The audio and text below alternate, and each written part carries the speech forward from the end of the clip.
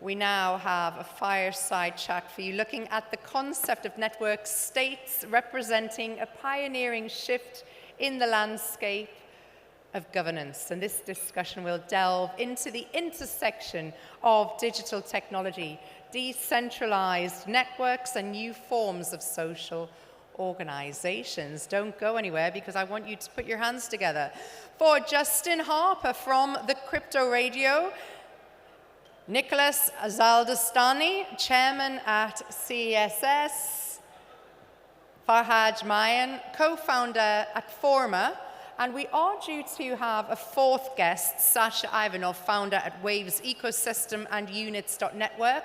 However, I've just been told that Sasha is stuck in a little bit of traffic. We're hoping they're going to get here in a few moments to join the panel. We'll whisk them on the side of the stage as soon as they arrive. Over to you guys. Thank you very much. Sasha's running late, and I'm joined here by Farhad Mayan, who's from Forma. It's a very fireside chat. We're waiting for Nicholas. I don't know if anyone heard him earlier. He was on another stage shouting and screaming, and everyone thought he was having a fight. He's gone to the bathroom, so you can see we're very prepared for this fireside chat. He's coming now. He's larger than life. So today we're going to be talking network states, redefining governance in a digital age. It sounds quite dry, but it's actually a very interesting subject, and these two guys are going to prove how interesting it is just after we introduce ourselves. So we're sitting in the wrong, let's have a look. Yeah, I should be here, you should be, we're okay. You know who we are anyway. So we're going to talk to you about network states redefining governance of a digital age. And I was chatting earlier with Farhad, and he was telling me he's come back from Singapore, where he was actually talking about this subject. So can you tell us what you were doing? You were talking about Buenos Aires in Argentina and like building a physical network state. Do you want to just quickly tell us what you were doing there? Totally. Co-founder Forma, economic zone. So our kind of primary objective is to connect the salon economy to physical economies and drive local economic development. So the first pop-up city that we did was in Buenos Aires, Argentina. I think most people might know there's a ridiculously high amount of crypto adoption there. Unfortunately, a lot of inflation, so people do genuinely use crypto for digital dollars. And there's a really high locus of developer talent. So what we did is we learned that the regulatory framework for businesses is really difficult. You know, it takes about 7 to 8 months to incorporate, not like RAK DAO where we set up, where we did it in 4 days. Getting a bank account is really difficult because, you know, you kind of hold most of your currencies in pesos, which then, you know, faces deflation or inflation. And so our kind of thesis was like, okay, can we go together, bring really successful international talent that's looking to go to market there, involve locals, we made the program completely free for them, and create this third place that represented an economic zone and showed the government what kind of impact could be created. So it was really cool. We had 250 residents, about 500 locals come through, get upskilled through the zone, $500,000 of FDI kind of created just by virtue of that 1 month.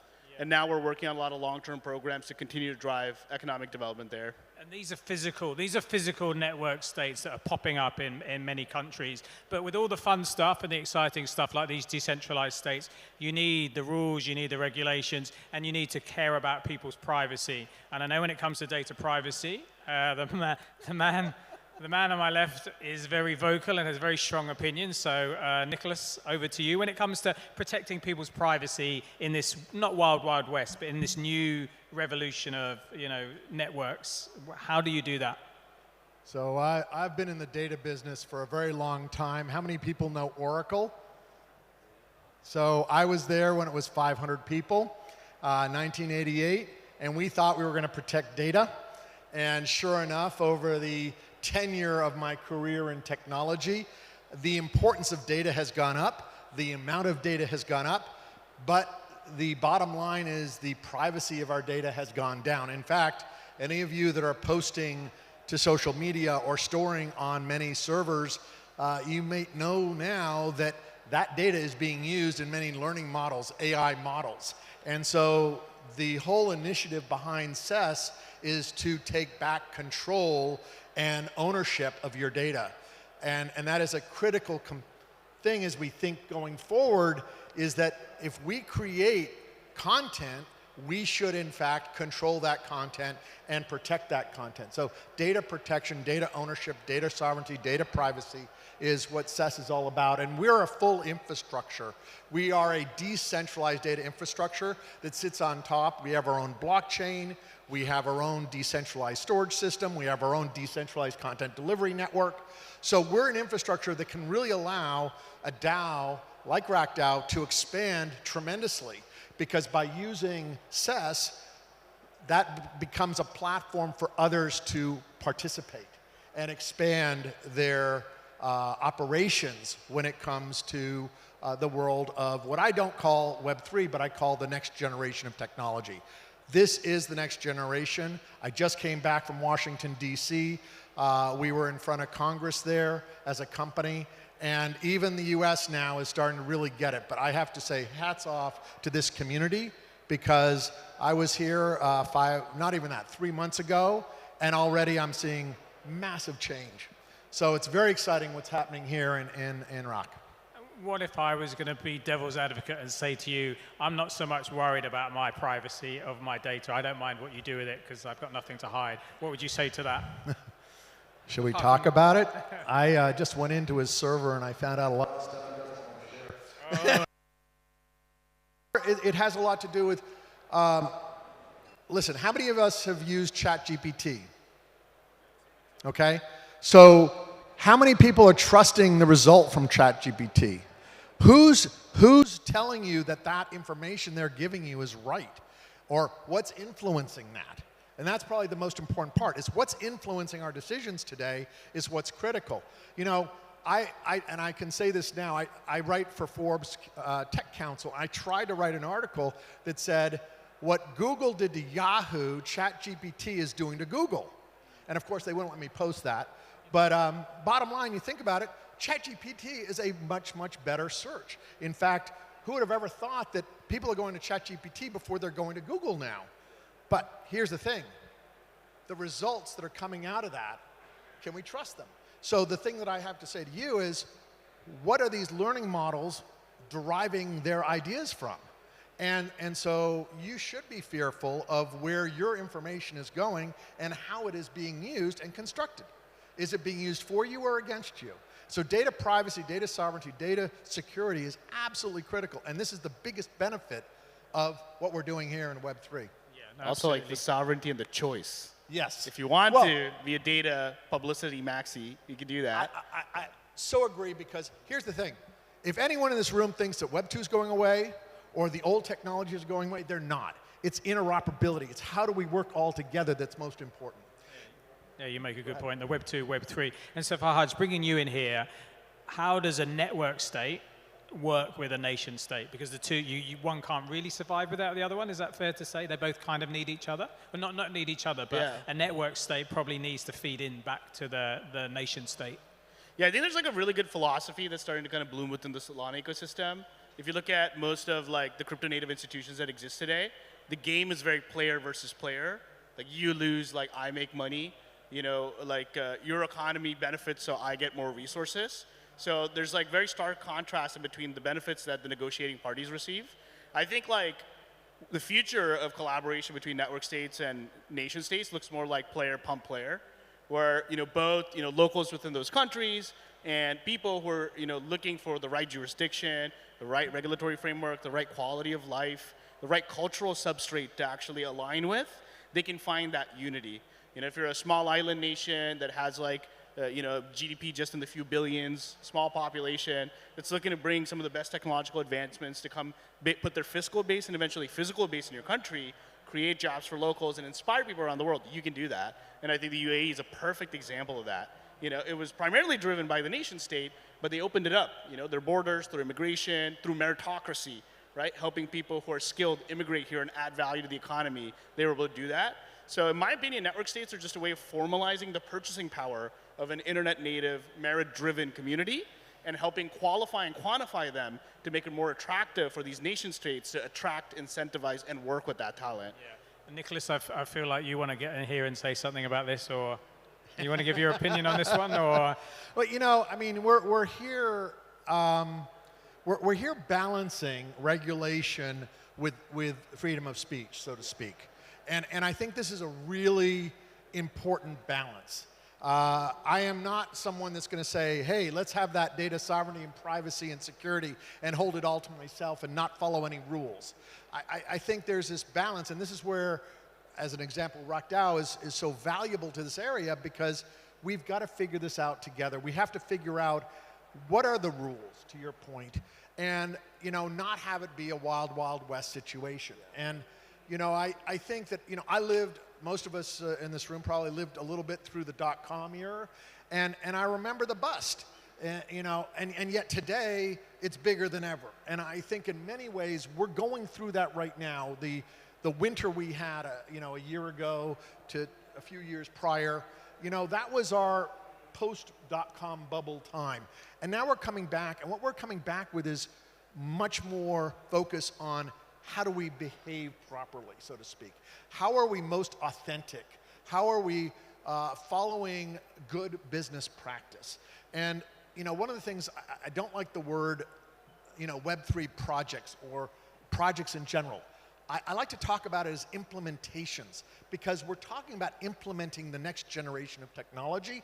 And what's exciting about this is it's a mixture of new technology, the blockchain, married with a new way to procure tokenization. And we can do things we've never done before. I'd love to share a story. There is a gentleman here that has natural gas, and he has a little bit of natural gas coming out in some of his property in Canada. And bottom line, it's not enough gas to distribute. But could he create generators off that natural gas and therefore create, in essence, a DPIN node that creates value? Boy, I was blown away when I heard that. And so when I think about the world of Web3 and I think about, overall DPIN, this is new frontier, new ways we can do things. And what's most important is we do things in a structured, organized, and most importantly, governed way that makes it, a good place, not a wild, wild west situation. Yeah, no, but I do love a good Web3 project, don't you? No, I'm joking. No. So you mentioned governance, and governance obviously means different things to different people. But is it too unicorns and blue sky thinking to think that we could have a global standard when it comes to governance, when it comes to network states? Is that just something that could never happen, or something we should at least be working towards, where we all agree on these things? Could that happen? I think yes. But do we want that to happen? I think no. One of the fundamental tenets of the United Arab Emirates is the competitiveness between states and enterprises. And I think that's what makes this place so magical. And it's the same thing that makes America, to a certain degree, extremely magical too. Anyone can come up with any idea, compete, challenge the status quo, implement new regulations in real time. We just don't know in what fashion or way do we need to regulate, future modes of finance, technological advancements. It's like, do we let an autonomous car freely ride through Sheikh Zayed Road the first time that it comes to market? I don't know, right? And so I think having opposing forces is really good, but a global default standard, that's kind of like the baseline that's advocated for, where the unique cases are made relevant for these independent jurisdictions, whether they're digital or physical, like in countries, that makes a lot of sense. The incentives and the regulations for a country like Argentina and its priorities are very different from a country like the United Arab Emirates. And so I think the best work we can do is while we build these very massive digital treasuries as Web3 projects and have large communities and distribution and ability to advocate by virtue of the internet, we should use that social graph to try to influence and help a lot of people on the other side of the table meet us in the middle so they can capture some of that value as well. And we don't have a lot of time left, so Nicholas, I'm just going to come to you for the last thing. So where are we headed? Where do you think the next step is for network states and making sure they run properly with correct governance? I think when I think about this, I think about, and as I look in the audience, we all come from different places. We all come from different thinking, different belief systems in terms of what's right and what's wrong. And I think what DAOs do, in general, what this whole, what we can do here is to come to a common understanding, a common place of thinking around all this great activity. And at the end of the day, though, what's most critical is that the data that is being created is now back in the control of the creator rather than in the hands of other big companies that are manipulating this data in places and things we don't want. And although you might not think it's that big a deal, and my kids don't think it's a big deal either, I think as we start to go into this next phase of life, we're going to say, why did we ever give up control of our data to companies, big social media companies, when we could have maintained it? I tried back in the 90s to build a business that did exactly what we're doing today with Web3, but the technology was not there yet. And that's why when we started CES 5.5 years ago, I was able to understand the problems we needed to solve. So I think that what is most exciting is it's happening. And the energy here today and the energy I'm feeling in a lot of places are really respecting what we're talking about here. Yeah, but then again, just the final point is we didn't really choose to give up our data. We didn't realize we were giving up our data, right? It just happened. Oh, yeah, we did. Did we? Yeah, we read I read every single line of the contract when I signed up for Gmail. Oh yeah, see, I did as well. Yeah, I forget now. Yeah, 24 hours later, still didn't understand what I was giving up. But yeah, no, that's where we are now. Now, guys, we're out of time. So Nicholas and Farhaj, and we'll say thanks to Sasha. He's here in spirit, but he couldn't be here in presence. His picture's there. So can we just give a round of applause to our fellow panelists, please? Thanks for joining us. And we'll do our gratuitous selfie while we're up on stage. You should. Yeah.